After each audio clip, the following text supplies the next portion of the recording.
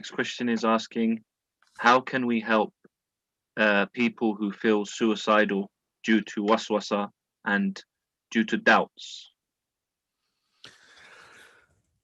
Wallahi, this is very serious matter that we find through my experience now at the moment, finding lots of people trying to commit suicide because of this waswasa. And I'm talking about Muslims from Muslim communities. And I was amazed with this. It's like a phenomenon became. La hawla wa la quwwata illa billah. This is not just an outcome of just a result of one, incident. It's a whole life. This guy, if you look at him, or this girl, the environment they came from, the upbringing of them during their life, you find that it's a hostile environment. They were not brought up properly. They were not having a proper family. You'll find that this is even that sort of suicide, feelings is running through even her relatives before.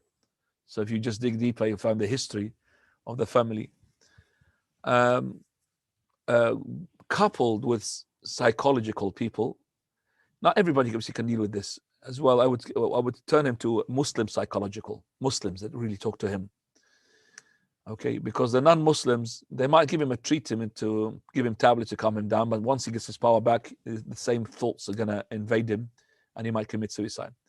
He has to be linked to Allah subhanahu wa ta'ala, to link to Allah azza wa qadar, to think this life isn't worth nothing. So why you really want to get rid of nothing? It's worth nothing. It would be helpful as well to investigate the environment that they're living in. Because if they get out of this environment, they might see something else or different. I've been dealing with some few cases, and I've seen that. Now,